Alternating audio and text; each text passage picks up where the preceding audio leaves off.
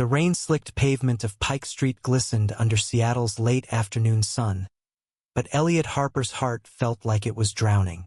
He stood frozen, his sneakers rooted to the sidewalk, as Derek's venomous laughter sliced through the hum of the city. "You really thought you'd move on, Ellie? Look at you. Still a mess." Derek sneered, his voice loud enough to turn heads. Elliot's throat tightened. 2 years ago, he'd loved Derek with every fiber of his being, believing their late-night talks in that cramped Capitol Hill apartment meant forever. But Derek's charm had unraveled into control, then cruelty, until Elliot finally walked away 6 months ago. Now, here was Derek, standing outside a trendy cafe with his new boyfriend, a lanky guy who smirked like he was in on the joke. The words stung worse than the autumn chill, and Elliot's hands shook as he clutched his reusable coffee cup, the warmth long gone. "You're pathetic," Derek continued, stepping closer, his blonde hair catching the light like some cruel halo. "No one's ever gonna want you." The crowd parted around them, some glancing curiously, others pretending not to notice. Elliot's cheeks burned. He wanted to scream, to run, to vanish into the concrete. But his voice caught, and all he could do was stand there, the weight of Derek's words pinning him down. Then, a hand, warm, steady, real, slipped into his. Elliot flinched, his head snapping to the side. A stranger stood beside him, a black man about his age with close-cropped curls and a smile that felt like sunlight breaking through clouds. "Hey, babe," the stranger said, loud enough for Derek to hear, his voice smooth and confident. "Sorry I'm late. Ready to go?" Elliot blinked, his brain scrambling to catch up. The stranger's brown eyes locked onto his, kind but firm, as if saying, "Trust me." Derek's smirk faltered, his new boyfriend shifting uncomfortably. "Who's this?" Derek demanded, his tone sharp. The stranger didn't miss a beat. "Micah," he said, extending his free hand with a disarming grin. "Elliot's boyfriend. And you are." The lie was so smooth, so effortless, that Elliot almost believed it himself. Derek's face twisted, caught off guard, and for the first time he looked small. Whatever," Derek muttered, grabbing his boyfriend's arm and turning away. "Good luck with him," he tossed over his shoulder, but the bite was gone. The crowd swallowed them, and just like that, the moment dissolved. Elliot exhaled, his knees weak. He turned to Micah, who was still holding his hand, though more loosely now. What just happened?" Elliot stammered, his voice barely above a whisper. Micah chuckled, letting go gently. "Looked like you needed a lifeline. I've seen guys like that before. Think they own the world. You okay?" Elliot nodded, though his heart still raced. "Yeah. No, but thank you. You didn't have to do that." Micah shrugged, his leather jacket creaking softly. "No one deserves to be talked to like that. Besides, you looked like you could use a friend." He glanced at the cafe behind them, where a chalkboard sign read "Love is Courage" in looping white letters. "Want to grab a coffee?" "My treat." Elliot hesitated. He wasn't used to kindness from strangers, especially not after Derek's constant reminders that he wasn't worth it. But something in Micah's easy smile made him feel safe. "Sure," he said finally, his voice steadier. "I'm Elliot, by the way." "Nice to meet you, Elliot." Micah's grin widened as they stepped toward the cafe. The bell above the door jingled, and for the first time that day, Elliot felt like he could breathe. Inside, the cafe buzzed with warmth, the scent of roasted beans and cinnamon lingering in the air. They slid into a booth by the window, the city's pulse visible through the glass. Micah ordered a black coffee, while Elliot stuck with his usual latte, though his hands still trembled slightly as he set his cup down. "So," Micah started, leaning back, "that guy X, I'm guessing?" Elliot's laugh was bitter. Yeah, Derek. We were together for 3 years. Broke up 6 months ago when I finally realized he was tearing me apart. He stared at the foam on his latte, tracing the heart the barista had drawn. I thought I was over it, but seeing him today, it's like I'm back to square one. Micah nodded, his expression softening. I get it. I had an ex like that. Thought I wasn't enough for years. Took a long time to unlearn that lie. Elliot looked up, surprised by the vulnerability in Micah's voice. How'd you do it? Move on, I mean. Micah sipped his coffee, thoughtful. One day at a time. Found people who saw me for me, not for what I could do for them. And I stopped letting his voice live in my head rent-free. Elliot smiled faintly. Easier said than done. True, Micah admitted. But you're not alone in it. You've got a stranger who's willing to fake being your boyfriend in the middle of Pike Street. So that's a start, right? They both laughed, the tension easing. For the next hour, they talked about Seattle's unpredictable weather, Micah's job as a graphic designer, Elliot's love for old vinyl records. It was easy, natural, like they'd known each other longer than 30 minutes. But beneath it all, Elliot couldn't shake the feeling that this moment, this stranger, was a turning point he hadn't seen coming. As they stepped back onto the street, the sun dipping low, Micah scribbled his number on a napkin. In case you need another fake boyfriend, he said with a wink. Or just someone to talk to. Elliot took the napkin, his fingers brushing Micah's. Thanks, Micah, for everything.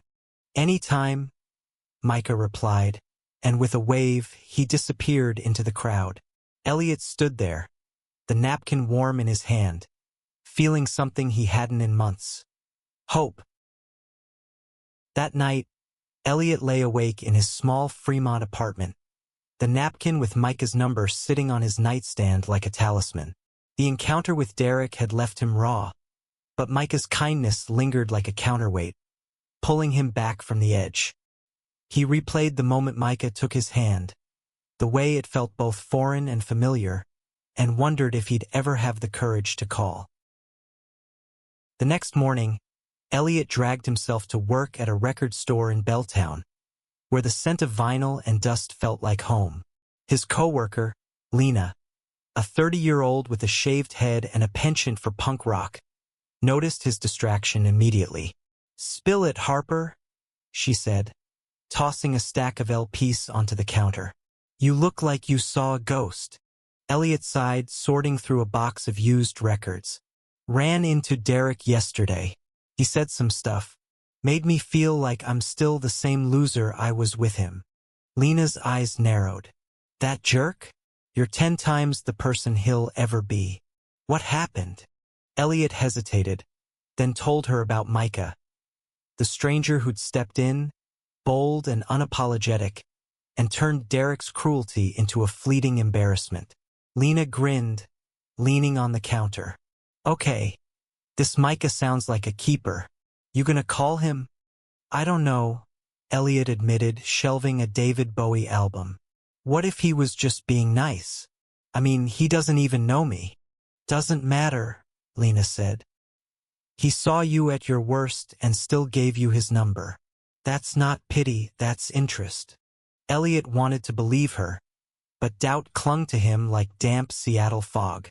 Derek's voice still echoed, telling him he was unlovable, unworthy. By the time his shift ended, he was no closer to deciding whether to call Micah. He walked home through Fremont's quirky streets, passing the troll sculpture under the bridge, its stone eyes seeming to judge his indecision. That evening, Elliot sat on his couch, a thrift store find with mismatched cushions, and stared at his phone. His thumb hovered over Micah's number. What's the worst that could happen? He thought. Rejection? He'd survived worse. Taking a deep breath, he typed a quick text. "Hey, it's Elliot. Thanks again for yesterday. Wanna grab coffee sometime?" He hit send before he could overthink it, his heart pounding. Minutes passed, each one heavier than the last. Just as he was about to toss the phone aside, it buzzed. "Hey, Elliot. Coffee sounds great. How about Saturday at that cafe on Pike? 10 a.m.? Micah's reply was casual, warm, like he'd been waiting for the text. Elliot grinned, relief flooding him. "See you then," he typed back, his fingers trembling with something like excitement. Saturday morning arrived with a rare burst of Seattle sunshine. Elliot spent too long choosing an outfit, settling on a navy sweater and jeans that didn't scream, trying too hard. The cafe was busier than last time, filled with students, artists, and the occasional tourist. Micah was already there, sitting by the window, his leather jacket draped over the chair. He waved when he saw Elliot, his smile as disarming as it had been on the street. "Hey," Micah said as Elliot sat down. "You look way less stressed without some jerk yelling at you." Elliot laughed, relaxing slightly. "Yeah, that helps. Thanks for meeting me." They ordered coffee. Micah's black, Elliot's latte with another foam heart, and fell into conversation like they'd never left off. Micah talked about his latest design project, a mural for a community center in Rainier Valley, and Elliot shared stories of quirky customers at the record store. But as the conversation deepened, Micah's tone shifted. "So," he said, stirring his coffee, "I don't usually play knight in shining armor on the street, but something about you I couldn't just walk by." Elliot's cheeks warmed. "I'm glad you didn't. I was about to melt into the sidewalk." Micah leaned forward, his eyes serious. "You don't give yourself enough credit, Elliot. That guy Derek? He's wrong about you. I could tell that in 5 seconds." Elliot looked down, his fingers tracing the rim of his cup. "I want to believe that, but after 3 years of him tearing me down, it's hard to." "I get it," Micah said softly, "but you're not defined by what he thinks. You get to decide who you are." The words hit Elliot like a wave, gentle but powerful. He didn't know how to respond, so he just nodded, letting the moment settle. They spent another hour talking, laughing, and by the time they parted ways, Elliot felt lighter than he had in months. Over the next week, they texted daily, small things at first like memes or coffee recommendations, then longer conversations about their lives. Micah shared how he'd come out to his conservative family in Tacoma at 18, facing rejection but finding strength in his chosen community. Elliot opened up about his own journey, how he'd hidden his sexuality until college, afraid of judgment in his small Oregon hometown. Each message felt like a brick being laid in a bridge between them, fragile but growing stronger. 2 weeks after their first coffee, Elliot and Micah met again, this time at a bookstore in the University District. The shop was a maze of shelves, stuffed with used paperbacks and the faint scent of old pages. They wandered the aisles, pulling out books to share, Micah gravitating toward graphic novels, Elliot toward classic sci-fi. When their hands brushed reaching for the same Vonnegut novel, they both laughed, but neither pulled away. "You're a nerd, huh?" Micah teased, holding up Slaughterhouse-Five. "Says the guy with a stack of X-Men comics." Elliot shot back, grinning. They ended up at a nearby diner, splitting a plate of fries and talking until the neon sign outside flickered off. Micah's humor and warmth were like a balm, soothing the wounds Derek had left. But Elliot still hesitated, afraid to trust this new connection. What if Micah saw the real him, the anxious, insecure guy beneath the surface, and walked away? As they left the diner, Micah stopped under a streetlight, his breath visible in the cool night air. "Elliot, can I ask you something?" Elliot's stomach tightened. "Sure. Why do you hold back? I mean, I like you a lot, but sometimes it feels like you're waiting for me to change my mind about you." Elliot froze, the truth of Micah's words cutting deep. I don't know. Derek made me feel like I was never enough. Like I'd always be too much work for anyone. Micah stepped closer, his voice gentle but firm. Elliot, you're not work. You're worth it. And I'm not him. The sincerity in Micah's eyes made Elliot's chest ache. He wanted to believe it, but fear clung to him. I want to trust this, he said quietly. I'm just scared. Micah nodded, his hand finding Elliot's again. That's okay. We'll go slow. I'm not going anywhere. That night, Elliot lay awake again. But this time it wasn't Derek's voice in his head. It was Micah's. You're worth it. The words felt like a lifeline, one he was finally ready to grab. The next weekend, Micah invited Elliot to the community center in Rainier Valley to see his mural. The building was a vibrant hub, filled with kids playing basketball and elders chatting over coffee. Micah's mural covered an entire wall, a bold, colorful depiction of diverse faces, hands linked, with unity painted in flowing script. Elliot stood in awe, tracing the lines of Micah's work. This is incredible, he said. You're incredible. Micah shrugged, but his smile was proud. Art's my way of making sense of the world. What's yours? Elliot thought for a moment. Music, I guess. Finding the perfect record, losing myself in it. It's like a way to feel alive. Micah's eyes lit up. Then you're taking me record shopping next. I need to see your world. They spent the day together, moving from the community center to a nearby park, where they sat on a bench overlooking Lake Washington. The water sparkled under the sun, and for the first time, Elliot let himself imagine a future where he wasn't defined by his past. With Micah, he felt seen, not as Derek's ex, but as himself. But the past wasn't done with him. A week later, Elliot was walking through Pioneer Square when he heard a familiar voice. Well, look who's still slumming it. Derek stood outside a bar, a beer in hand, his new boyfriend nowhere in sight. Elliot's stomach dropped, but he straightened, refusing to shrink. Leave me alone, Derek. Derek laughed, stepping closer. What, you think that guy from the other day makes you special? He'll figure you out soon enough. Elliot's fists clenched, but before he could respond, his phone buzzed. A text from Micah. Thinking of you. You free tonight? The message was a reminder, a shield. Elliot looked at Derek, his voice steady. I'm not your punching bag anymore. I'm done. He turned and walked away, Derek's laughter fading behind him. For the first time, Elliot didn't feel small. He felt free. Elliot met Micah that night at a jazz club in Columbia City, a cozy spot with dim lights and soulful saxophone notes filling the air.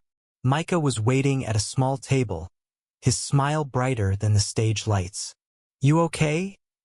He asked as Elliot sat down. You seem different. Elliot took a deep breath and told him about the run-in with Derek, how he'd stood his ground for the first time. Micah's eyes shone with pride. That's my guy, he said, squeezing Elliot's hand across the table. You're stronger than you think. The music swirled around them, and as the night wore on, Elliot felt a shift. He wasn't just surviving Derek's shadow. He was stepping into his own light. Micah's presence, steady and warm, made it easier to believe in himself. Over the next month, their connection deepened. They spent weekends exploring Seattle, ferry rides to Bainbridge Island, late-night tacos in Fremont, quiet moments in Volunteer Park watching the city skyline. Micah's laughter was infectious, his touch grounding. But Elliot still carried a flicker of doubt, a fear that this happiness was too fragile to last. One evening, as they walked along Alki Beach, the sunset painting the sky in pinks and oranges, Micah stopped. Elliot, I need to tell you something. Elliot's heart sank, bracing for the worst. What is it?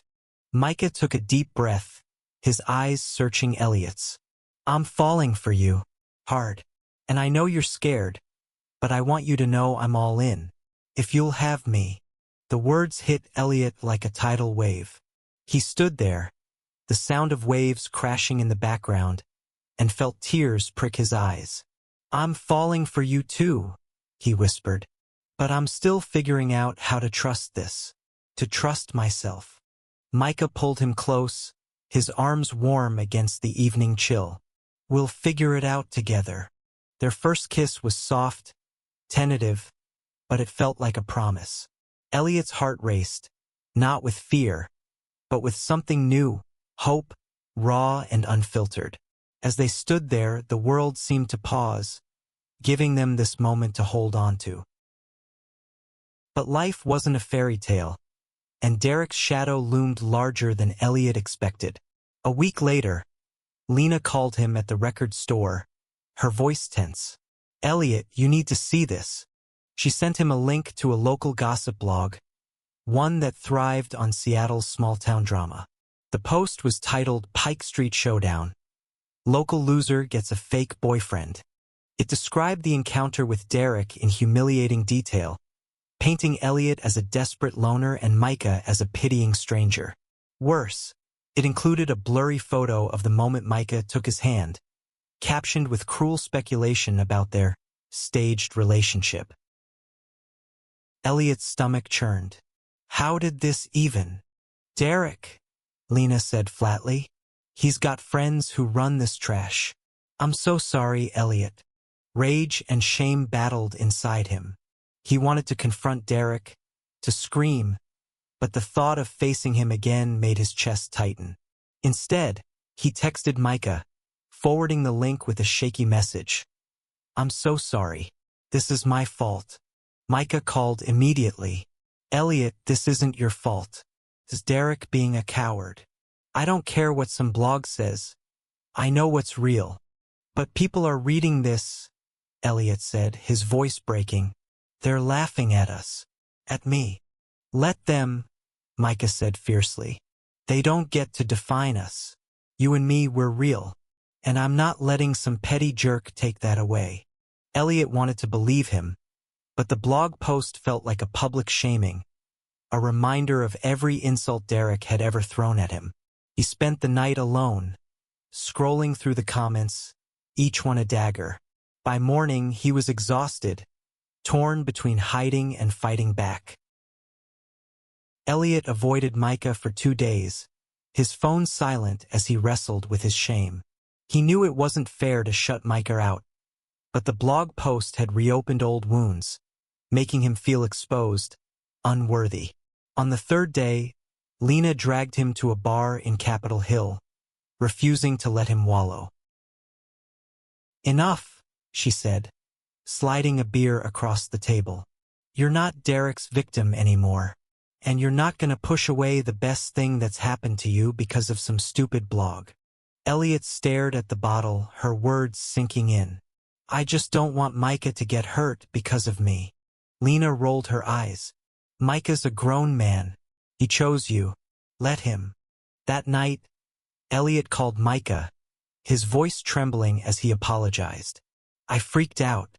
I didn't know how to handle it. Micah's response was gentle but firm. Elliot, I'm not here for the easy stuff. I'm here for you. All of you. Meet me tomorrow at the community center. I've got an idea. The next day, Elliot arrived at the Rainier Valley Community Center, where Micah was waiting outside, a paint roller in hand. We're fighting back, Micah said, leading him to a blank wall near his mural. Not with anger, but with something better. Micah handed him a brush and a can of paint. We're gonna paint over Derek's noise. Make something beautiful. Elliot hesitated, then dipped the brush in bright blue paint. They worked side by side, sketching outlines of hands reaching out, faces smiling, a rainbow woven through it all. The act of creating, of reclaiming the narrative, felt like shedding a weight. Kids from the center joined in, laughing and splashing paint, and by the end of the day, the wall was a vibrant testament to love and resilience.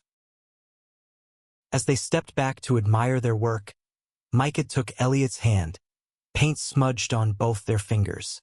"This is who we are," he said. "Not what some blog says. Not what Derek thinks. This." Elliot's throat tightened, but this time it was gratitude, not fear. "I don't know how to thank you," he said. "You already did," Micah replied, squeezing his hand. "You showed up." That evening, they posted a photo of the mural on social media, tagging the community center and writing a simple caption.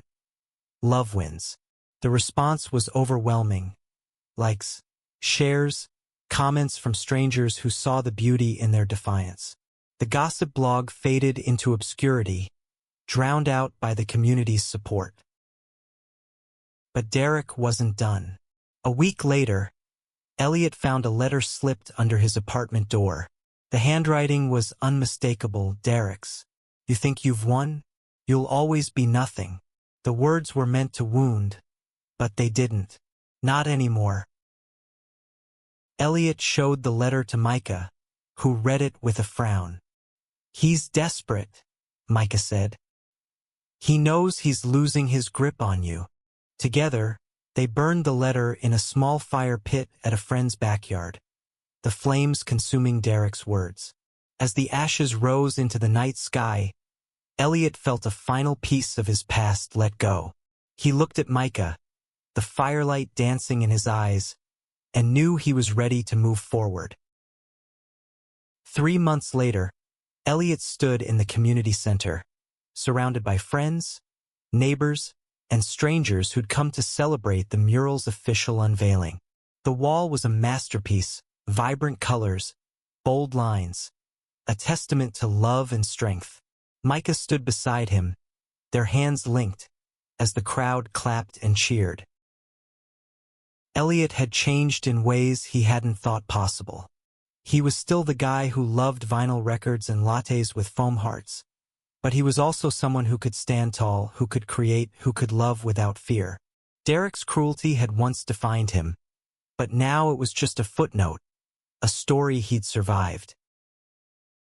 After the unveiling, Elliot and Micah slipped away to the park, sitting on their favorite bench by Lake Washington. The city sparkled in the distance, and the air was crisp with winter's approach. Elliot turned to Micah, his heart full. "I don't know where I'd be without you," he said. "You saved me that day on Pike Street." Micah shook his head, his smile soft. "You saved yourself, Elliot. I just held your hand." They kissed, the world fading around them, and Elliot knew this was more than a moment. It was a beginning. He'd found love, not just in Micah, but in himself, and that was the greatest victory of all. As they walked back to the community center, hand in hand, a chalkboard sign outside a nearby cafe caught Elliot's eye. In bold, white letters, it read, "Love is courage." He smiled, squeezing Micah's hand. They'd proven it true.